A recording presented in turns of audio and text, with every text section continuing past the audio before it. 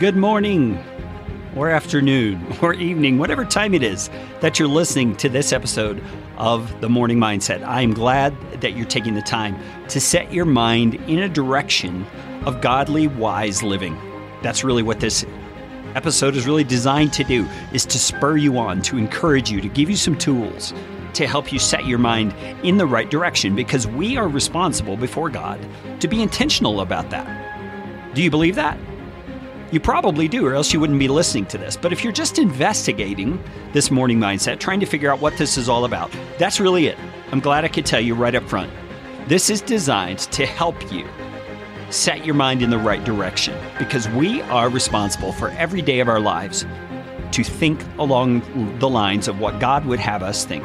We've been looking at Proverbs chapter 4 most recently, and considering what wisdom does in our lives once it is present and we begin to apply it in the practical things of daily living. Verse 25 says, as an example of what wisdom does, let your eyes look straight ahead. Fix your gaze directly before you. Give careful thought to the paths for your feet, and be steadfast in all your ways. Do not turn to the right or the left. Keep your foot from evil. Now that wraps up the chapter, and I think it's a pretty good way to summarize what a life of wisdom does for us. You see, a life of wisdom helps us to keep our eyes looking forward, because there are temptations all throughout life to look at the past, to regret the past, to bemoan the past, to even blame the events of the past for the things that are happening in our present.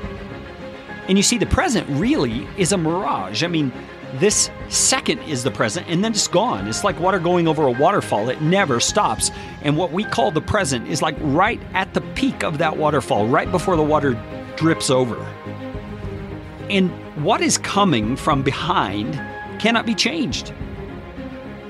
But it is already done. It's like the part that's already fallen over the waterfall.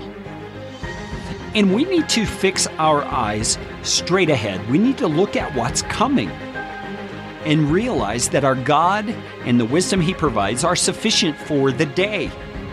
It's sufficient for what is ahead. The past does not have to dictate. Man, if I could talk, it'd be great. The past does not have to dictate our present or our future. It doesn't have to. Now, of course, it has an influence, because it's wired us to feel certain things and to feel like we need to respond in certain ways to certain kinds of stimulus. But those are things that, by the grace of God and with the power of the Holy Spirit, we can change. And with wisdom, we can begin to, first of all, set our minds with an intention to look straight ahead, to fix our gaze directly before us. That's Solomon's way of saying, don't get fixated on the past. Don't get fixated on your failures. Don't get fixated on the hurts you've experienced. Don't get fixated on the tragedies. Anything in your past that would keep you from pressing forward in wisdom, you need to set it aside. And instead, give careful thought to the paths for your feet, the way ahead, and be steadfast in all your ways. You see, we're not to let those things of the past divert us or to keep us from moving forward with confidence, because our God is with us, and His wisdom is a promise to us if we ask. So today, as you look at the things that are ahead, you don't know exactly what the day holds, but you know conversations you have probably coming up that you may have happening. You know responsibilities that are on your plate. You know what's likely to come. How can you approach those things, giving careful thought to them, thinking about them through the lens of wisdom, so that you're careful not to turn to the right or the left toward an evil way of behaving or thinking or responding? How can you instead look straight ahead and take it on in a mindset and attitude of faith, trusting that your God has given you the wisdom sufficient for this day? Because He has, if you've asked Him. And if you haven't asked Him, what are you waiting for? Ask Him. He gives generously.